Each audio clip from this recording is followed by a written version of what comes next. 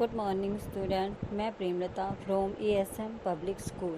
I hope so आप सब लोग अच्छे होंगे, स्वस्थ होंगे। आज की क्लास में हम हिंदी ग्रामर का पाठ करेंगे।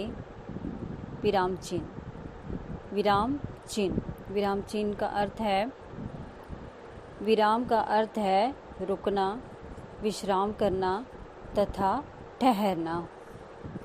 भाषा को बोलते या लिखते समय भावों के अनुसार विराम लेने अर्थात रुकने या अपनी बात पर बल देने के लिए अर्थात जोर देने के लिए विशेष चिन्ह निश्चित किए गए हैं। ठीक है, ये चिन्ह ही विराम चिन्ह कहलाते हैं। विराम का प्रयोग न किया जाए अर्थात जब विराम का प्रयोग न किया जाए तो भाव समझने में कठिनाई आती है कि किसी ने क्या कहा है वो समझने में हमें मुश्किल आती है। साथ ही विराम चिन्ह का प्रयोग व्यवस्थित रूप से न करने पर वाक्य के भाव में अंतर आ जाता है। जैसे कैसे, रोको मत जाने दो, अर्थात क्या कह रहा है कि उसे जो जा रहा है उसे रोको मत, उसे जाने दो। और आगे है वही वाक्य लिखा हुआ है लेकिन विराम चिन्ह जहाँ अल्प विराम लगाया हुआ है वो रोको के बाद लगाया है। तो बोलने में हम कैसे बोलेंगे, रोको मत जाने दो, अर्थात जो जा रहा है उसे रोको मत जाने दो, उसको मत जाने दो। तो दोनों में कितना अंतर आ गया। पहले वाक्य में तो जैसे रोको मत जाने दो अर्थात जो जाने वाला व्यक्ति है उसको रोको मत, उसको जाने दो। और जैसे ही हमने रोको के बाद अल्प विराम लगाया तो सेंटेंस का जो है मीन्स ही चेंज हो गया। और दूसरे सेंटेंस में हम क्या दर्शा रहे हैं कि रोको, जो व्यक्ति जा रहा है उसको रोको, उसे मत जाने दो। इस तरह से अगर विराम चिन्ह को समझने में हम गलती कर जाएं या विराम चिन्ह गलत लग जाए तो पूरे की पूरे सेंटेंस का अर्थ ही चेंज हो जाता है। ठीक है, प्रमुख विराम चिन्ह जो यहाँ लिखे हुए हैं ये विराम चिन्ह है। पूर्ण विराम, सामने इसका चिन्ह है अर्धविराम, अल्प विराम, प्रश्न सूचक क्वेश्चन मार्क, विस्मय सूचक या संबोधन, योजक चिन्ह, निर्देशक चिन्ह, अवतरण या उद्धरण चिन्ह जिसको इन्वर्टेड कोमा भी बोलते हैं हम, विवरण चिन्ह, संक्षेप सूचक या लाघव चिन्ह, उपविराम या कोलन। नंबर फर्स्ट है आपका पूर्ण विराम।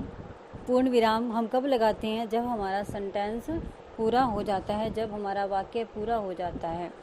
प्रश्नवाचक या विस्मयवाचक वाक्यों को छोड़ करके अर्थात क्वेश्चन मार्क वाक्य होते हैं जो, या विस्मयवाचक जो होते हैं जो आश्चर्य देते हैं हमें, इन दोनों वाक्यों को छोड़ करके अन्य प्रकार के वाक्यों के अंत में पूर्ण विराम का प्रयोग किया जाता है। जो सिंपल वाक्य होते हैं हमारे उसमें, जैसे दहेज प्रथा सामाजिक बुराई है, आसमान में बहुत से पक्षी उड़ते हैं, आज बारिश आई। इस तरह से ये आपके सिंपल वाक्य हैं तो इसमें क्या लगेगा आपका पूर्ण विराम। नेक्स्ट है आपका अर्ध विराम, जहाँ अल्प विराम से कुछ अधिक अर्थात कुछ ज़्यादा का, किससे, अल्प विराम से, और पूर्ण विराम से कुछ कम, अल्प विराम से ज़्यादा और पूर्ण विराम से कुछ कम रुकने की आवश्यकता पड़े अर्थात जिस वाक्य में हमें अल्प विराम से कुछ अधिक और पूर्ण विराम से कुछ कम रुकने की आवश्यकता पड़े तो वहाँ किसका प्रयोग होता है, वहाँ अर्ध विराम चिन्ह का प्रयोग किया जाता है। जैसे अतिथि आ गए, वे शीघ्र लौट जाएंगे। नेक्स्ट है आपका अल्प विराम। पूर्ण विराम का प्रयोग वाक्य की पूर्णता पर, जो पूर्ण विराम होता है वो वाक्य की पूर्णता अर्थात जब वाक्य हमारा पूरा हो जाता है तब लगता है। ठीक है, वाक्य के अंत में होता है। जबकि अल्प विराम का प्रयोग वाक्य के बीच में किया जाता है। वाक्य के बीच में जब बहुत कम समय के लिए रुकना हो, जब थोड़े से समय के लिए रुकना हो, तब हम किसका प्रयोग करते हैं? अल्प विराम का प्रयोग करते हैं। जैसे दाएं घूमो, सामने डाकघर है। हम नेक्स्ट जैसे बोलेंगे रीमा, सीमा और मोहन तीनों मित्र हैं। तो रीमा सीमा में हमने क्या किया? थोड़ी देर के लिए रुके, तो वहाँ किसका प्रयोग आएगा? अल्प विराम का। ये वाक्य मैंने लिखा नहीं है, अपनी तरफ से ही बोला है। नेक्स्ट है हमारा फोर्थ प्रश्न सूचक। प्रश्न सूचक अर्थात क्वेश्चन मार्क वाक्य, क्वेश्चन मार्क चिन्ह जो है। जब वाक्य के द्वारा कोई प्रश्न पूछा जाए, अर्थात कोई क्वेश्चन पूछा जाए, तो वहाँ वाक्य के अंत में प्रश्न सूचक चिन्ह का प्रयोग किया जाता है। जैसे खिड़की का शीशा किसने तोड़ा? तुमने काम पूरा क्यों नहीं किया? इस तरह से कि वाक्य के अंत में कौन सा चिन्ह आए? प्रश्न सूचक या क्वेश्चन मार्क चिन्ह आए, तो वहाँ क्या होता है? प्रश्नवाचक चिन्ह लगाया जाता है। नेक्स्ट है आपका विस्मय सूचक या संबोधन चिन्ह। हर्ष, शोक, विस्मय, घृणा, भय, तिरस्कार। हर्ष अर्थात जब हमें बहुत ज़्यादा खुशी हो, शोक दुख हो, विस्मय अर्थात कोई हैरानी हो, घृणा नफरत, भय डर, तिरस्कार किसी की इंसल्ट आदि मनोभावों को अर्थात आदि मन के भावों को प्रकट करने के लिए तथा किसी को संबोधित करने के लिए या बुलाने के लिए आदि के लिए विस्मय सूचक चिन्ह का प्रयोग किया जाता है। जैसे अरे गाड़ी के टिकट तो घर पे ही छूट गए। तो इसमें कौन सा है हमारा? भय का, कि गाड़ी के टिकट तो घर पे ही छूट गए, तो हम जाएंगे कैसे? तो नेक्स्ट जैसे अब मैं बोल के सुनाती हूँ आपको कि अरे रुको, यहाँ क्या आ गया? विस्मयबोधक चिन्ह। ठीक है, रुको तुम कहाँ जा रहे हो? इस तरह से योजक चिन्ह।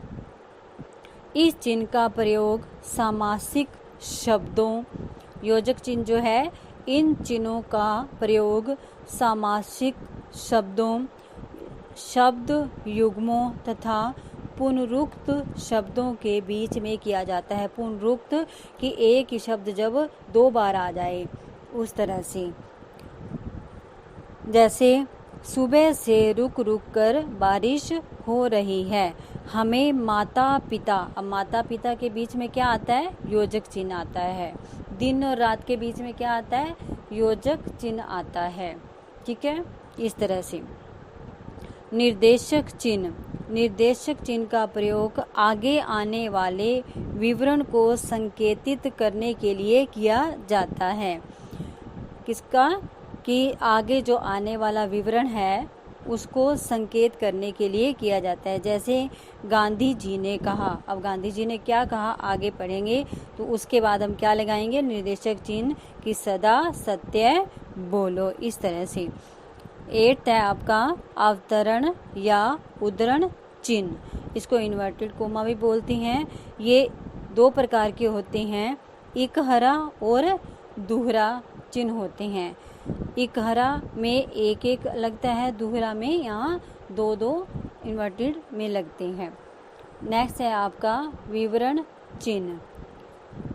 इस चिन्ह का प्रयोग भी निर्देशक चिन्ह की भांति आगे दिए जाने वाले विवरण के लिए होता है, कि इस चिन्ह का प्रयोग भी निर्देशक चिन्ह की तरह ही होता है।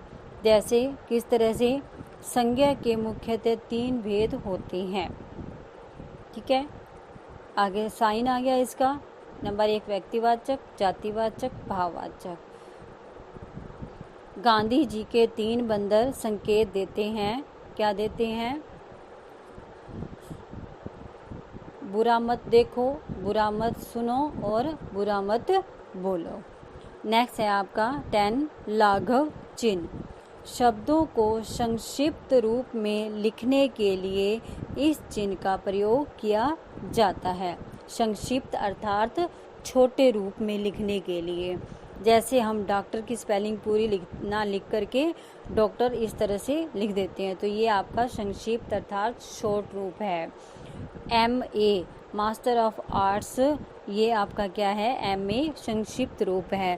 प्रोफेसर में प्रो के आगे हम डॉट लगा देते हैं, तो ये क्या बन जाता है, इसका संक्षिप्त रूप बन जाता है। उपविराम, इस चिन्ह का प्रयोग निर्देशक चिन्ह की भांति ही होता है। ठीक है, विवरण चिन्ह का और उपविराम चिन्ह और निर्देशक चिन्ह, इनका एक जैसा ही प्रयोग होता है, शीर्षकों में इसका प्रयोग अधिक होता है। जो उपविराम होता है, उपविराम चिन्ह का प्रयोग भी निर्देशक चिन्ह की भांति होता है, लेकिन इसका जो प्रयोग प्राय शीर्षकों में इसका प्रयोग अधिक होता है, जैसे विज्ञान, वरदान या अभिशाप। ठीक है, इस तरह से। तो ये तो थे आपके विराम चिन्ह, जिसको आपने ध्यान में रखना है कि कितने प्रकार के विराम चिन्ह होते हैं, कौन कौन से होते हैं और उनका प्रयोग कैसे कैसे किया जाता है। और आपने अपनी तरफ से भी दो उदाहरण अपनी तरफ से वर्क में अपने आप ऐड करने हैं। Thank you and have a nice day.